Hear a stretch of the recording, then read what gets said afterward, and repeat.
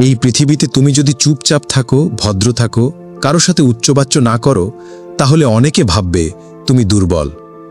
তুমি চুপ ছিলে কারণ তুমি অযথা তর্কের সময় নষ্ট করতে চাও না। কিন্তু এই সমাজ একে ভাবে দুর্বলতা।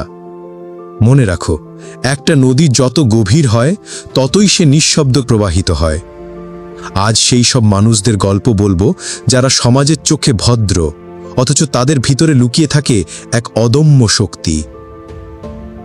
মানুষ যখন কাউকে দেখে নম্রভাবে কথা বলে, বিনয়ের সাথে সব কিছু মেনে নেয়, তখন তারা ভুল করে ধরে নেয় এই মানুষটা হয়তো দুর্বল। অথচ বাস্তবতা ঠিক উল্টো। বিনয় একটি শক্তির নাম, যেটা আত্মনিয়ন্ত্রণ, সহনশীলতা আর আত্মসম্মান বোধের ফল। বিনয়ী মানুষদের ভিতরে থাকে প্রবল আগুন, কিন্তু তারা সেটা ছড়িয়ে দেয় না, কারণ তারা জানে আগুন জ্বালালে শুধু শত্রু পড়ে না, নিজের হাতও পুড়ে যায়। আমরা অনেক সময় জীবনে এমন পরিস্থিতির মুখোমুখি হই যখন ভদ্রতা আমাদের বিপদের কারণ হয়ে দাঁড়ায়। অফিসে, পরিবারে, বন্ধু-বান্ধবের মাঝে যেখানে তুমি নম্র, সেখানে অনেকেই তোমার কাঁধে চড়ে বসে। তারা ভাবে তুমি কিছু বলবে না, সহ্য করে যাবে। কিন্তু মনে রেখো, পৃথিবীতে সবচেয়ে ভয়ঙ্কর সেই মানুষ যে সব সহ্য করে যায়, কারণ যখন সে জেগে ওঠে তখন কারো কিছু করার থাকে না। একটা সময় ছিল যখন রাজা বাদশারাও বিনয়ী লোককে সম্মান দিতেন, কারণ তারা জানতেন যে নিজের আবেগকে সংযত রাখতে পারে, সে অন্যকে শাসন করতে জানে। কিন্তু আজকের সমাজে বিনয় যেন একটা কমজোরি ট্যাগ। একটা ছেলে যখন কারো কথা ধৈর্য ধরে শুনে যায়, তখন তাকে বলা হয় সিম্প। একটা মেয়ে যখন নম্রভাবে সবার সঙ্গে চলে, তাকে বলা হয় ভীতু। অথচ এই নম্রতার মধ্যেই লুকিয়ে থাকে প্রকৃত সৌন্দর্য। আমরা ভুলে যাই, শক্তিশালী মানেই গলা ফাটিয়ে কথা বলা নয়, চোখে চোখ রেখে ঝগড়া করা নয়। শক্তিশালী সেই যে নীরব থেকে তার অবস্থান ধরে রাখে। একজন শিক্ষক যিনি ছাত্রের বাজে ব্যবহার সহ্য করেন, একজন বাবা যিনি সন্তানদের কটু কথা শুনেও মাথা নিচু করে থাকেন, একজন মেয়ে যে প্রতিবাদ না করে পরিস্থিতি সামাল দেন। তারা সবাই মুখে কিছু না বললেও তাদের ভিতরের যন্ত্রণা আর সহ্যের গল্প পাহাড়ের থেকেও বড়। সমাজ আজ এমন জায়গায় পৌঁছেছে যেখানে ডাকা না দিলে মানুষ গুরুত্ব পায় না। তুমি যদি চুপ থাকো, সবাই তোমাকে এড়িয়ে যাবে, আর যদি উঁচু গলায় কথা বলো, সবাই ভাববে তুমি সাহসী। কিন্তু আসল সাহস তো সেই যে ভদ্র থেকে, সংযত থেকে নিজের অবস্থান ধরে রাখে। আজ সমাজের সব সমস্যার মূলে আছে এই মানসিকতা।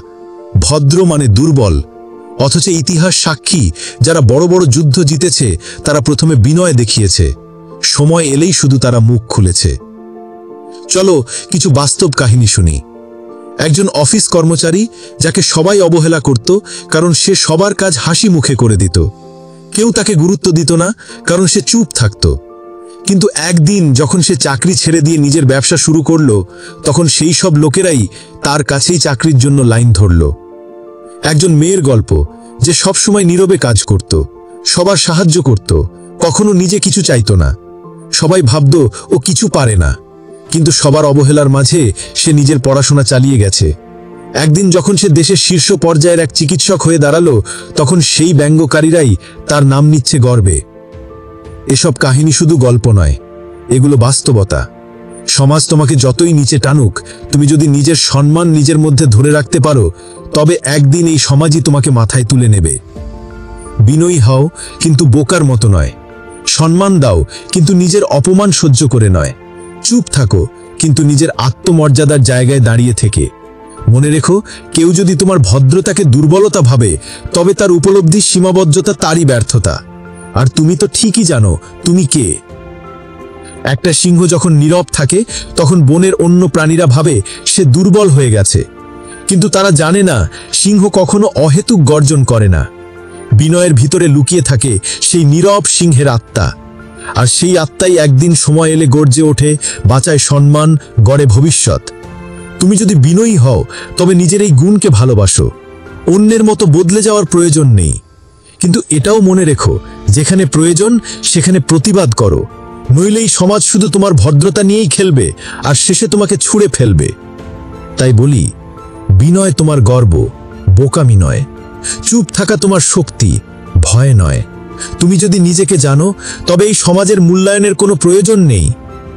তোমার যদি কখনো মনে হয় এই পৃথিবী তোমার মূল্য বুঝতে না, তাহলে মনে রেখো, সূর্য কিন্তু একা আলো দেয়,